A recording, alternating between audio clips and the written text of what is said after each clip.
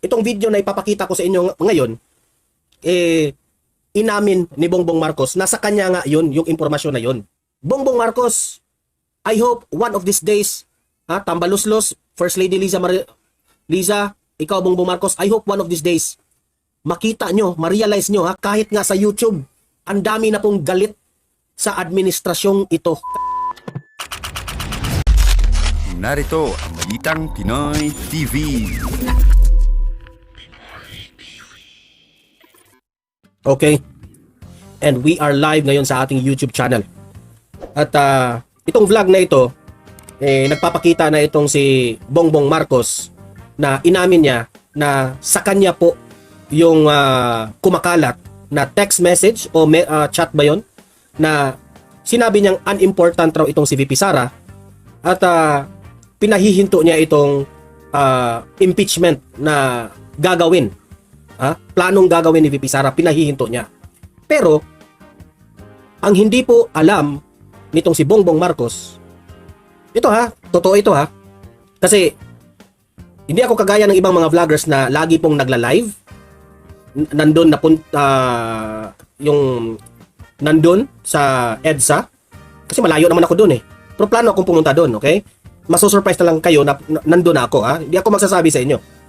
Pero, hindi ako kagaya ng ibang vlogger na sa isang araw, makailang beses na mag-upload o magla-live. Ako, mas inuuna ko kasi yung pinapanood ko lahat ng mga balita. Okay? Pinapanood ko lahat ng balita, pinapanood ko yung mga reaction ng mga audience, ino-observe ko yung taong bayan. Now, ito yung na-observe ko. Ako, walang problema sa mga vloggers na lagi pong nag-a-upload. Sa kanila yan hindi ko kaya yan. Ako, mas nanonood ako sa mga balita. Mas nanonood ako sa mga reaksyon po ng taong bayan sa mga balita. Sa mga live ni VP Sara, sa live ni Bongbong Marcos. Kasi kanina, itong video na ipapakita ko sa inyo ngayon, inamin ni Bongbong Marcos, nasa kanya nga yun, yung impormasyon na yun. Okay? Na sinabi niya, unimportant si VP Sara. Ang hindi mo alam, Bongbong Marcos, ito yung hindi mo alam.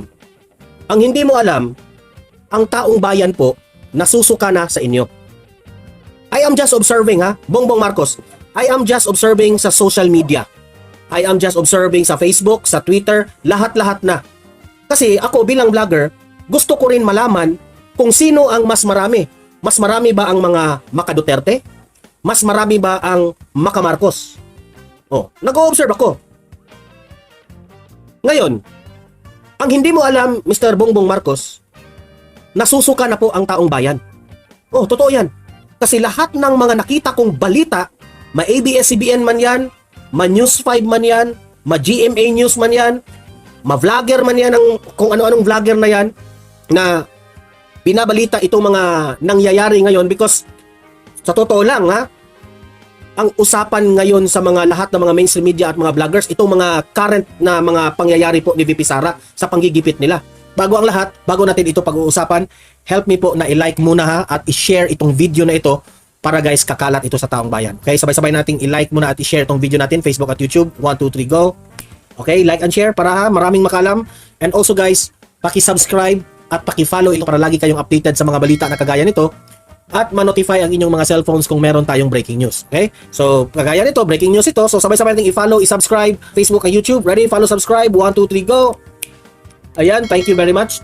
Ngayon, napansin ko doon na lahat ng mga reactors, lahat ng mga nagko-comment doon, galit na sa administrasyon mo, Bongbong Marcos. Totoo yan. Kapag ibinalita itong si Martin Romualdez, galit rin sila kay Martin Romualdez. Sa nakikita ko merong mga, ito yung na-observe ko, merong mga pages na mga 1,000 followers or 2,000 followers or 4,000 followers to be maximum. Merong mga pages na paninira ni VP Sara. Ang dami. Pero if makikita mo yung mga page nila, 1K followers. Minsan nga, hindi umaabot ng mga 1,000, aabot lang ng mga 800 followers, 400 followers. Meaning to say, kabago-bago lamang po ginawa ang mga page na ito. Hindi ko lang alam na itong mga pages na ito ay bayaran itong mga pages na ito. Kasi kung makikita mo sa Facebook, yung ang dami pong mga pages na mga Maka Duterte po, mga DDS na mga page. Kitang-kita ko doon, sobrang dami ang mga followers. Merong 200,000 followers, meron ring mga 30,000 followers, ganon. Hindi kagaya ng mga, sabi ko, totoo kaya? Totoo kaya itong mga sinasabi ng mga ilan ng mga vloggers na may connection po sa House of Representatives na marami pong binabayaran ng mga tambaluslos vloggers ngayon para magkomento at maninira sa mga post ng mga Duterte. Okay, mga vloggers. Kasi Bongbong Marcos, I hope one of these days, tambaluslos, First Lady Liza, ikaw Bongbong Marcos, I hope one of these days makita nyo, ma-realize nyo kahit nga sa YouTube, ang dami na pong galit sa administrasyong ito. Kaya pa sabi ko delikado si Bongbong Marcos dito. Delikado. Kasi kung mapapansin nyo sa YouTube, sobrang dami po ang nagla-live sa EDSA. Ang dami pong nagla-live sa EDSA. Lahat doon galit na. Sabi ko, don't tell me this is history repeats itself again. Oh. Sabi ko nga, ako totoo ito. Yung misis ko, yung sa kanyang opisina, kung saan siya nagtatrabaho, sabi niya, kaunti lang sila doon na Maka Duterte. Karamihan doon sa kanilang opisina, ayaw kay former President Duterte. Okay? Sabi naman ng kapatid ng misis ko sa kanilang paaralan, kasi nag-aaral pa yung kapatid ng misis ko. Sabi raw niya, siya Duterte siya. Pero yung mga kaklase niya, lahat raw galit rin ng mga Duterte. Pati yung mga teachers raw, galit raw sa mga Duterte. Pero may napapansin kami. Okay? Kasi may nagkwentuhan kami kanina Yun ang topic lagi namin. Itong bangayan ngayon ng administrasyon na ginigipit si VP Sara. Sabi ng kapatid ng misis ko, ang napapansin niya, ang mga galit sa mga Duterte ay itong mga millennials. Millennials ba tawag? Yung mga Gen Z, yung mga bata, yung mga college students. Yun yung mga galit. Sabi ko sa sarili ko, ito yung mga bata na kumakampi dati kay Leni Robredo Di ba kung matatandaan nyo? Pati rin sa opisina ng aking misis, I don't wanna mention, pero sabi nila, yun rin yung mga kakilala niya dati nung panahon ng kampanya na kumakampi ni Leni Robredo. Okay? So meaning to say, itong mga supporters ni Bongbong Marcos ngayon, ito yung dating mga Leni Robredo supporters na nakisali na rin sa away na ito, magko-comment na lang sila sa Facebook kasi galit sila sa mga Duterte.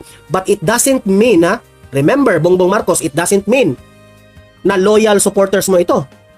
Ngayon lang yan Tingnan nyo, what happened? Itong si Franz Castro, galit na galit. Ginigipit si VP Sara, ginigipit si Tatay Digong, si Hontiveros, si Trillanes, si De Lima, si Jokno, si ito galit sila. Di ba?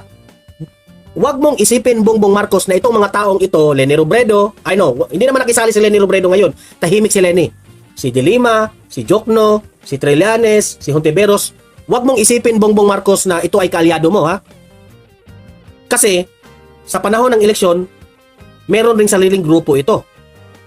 Ngayon, kung akala mo Bongbong Marcos marami kang supporters, yan ang hindi mo alam. Nasusuka na po ang taong bayan. Sa totoo lang, ang taong bayan po ngayon ito lang yung napapansin ko at na-observe ko. Magalit na kayo sa akin, sabihin nyo naman kung sabihin nyo naman akong fake news, wala akong pake. But ito yung honest observation ko from social medias down to the X, YouTube, TikTok, sa Facebook, lahat-lahat na. Grabe. Halos ang makikita ko sa mga comment doon, green na heart. Anong ibig sabihin na green na heart? VP Sara. Ang nakikita ko doon, mga kamay na bakal at green na heart.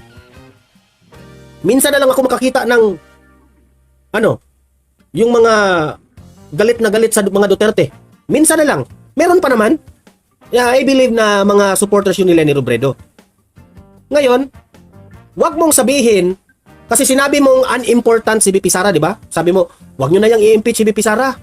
Kasi unimportant yan. Sa totoo lang ito yung review, ito yung comment ko sa iyo dyan, Bongbong Marcos. tama ka na wag i-impeach si VP Sara. Tama ka dyan. Alam niyo ba kung bakit?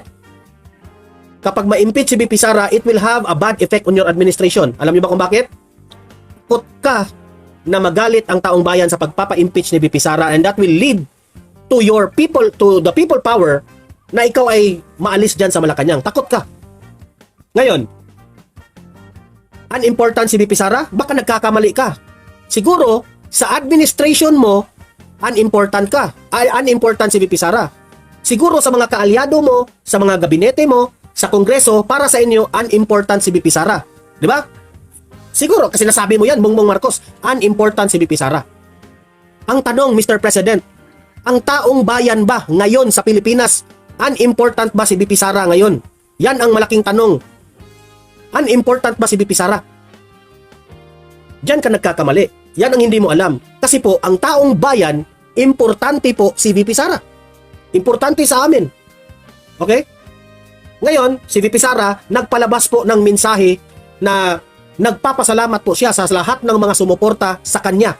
Especially yung mga doktor, especially yung mga tumutulong na mga abogado sa kanya, nagpapasalamat po siya. Okay? Yan, dalawa pong ipapakita ko ngayong video. Ito na nga mga kabalita. Ano na ang masasabi nyo patungkol sa balitang ito? Please comment down below mga kabalita. Pag-usapan natin yan sa comment section. At kung di ka pa nakasubscribe sa ating channel, baka naman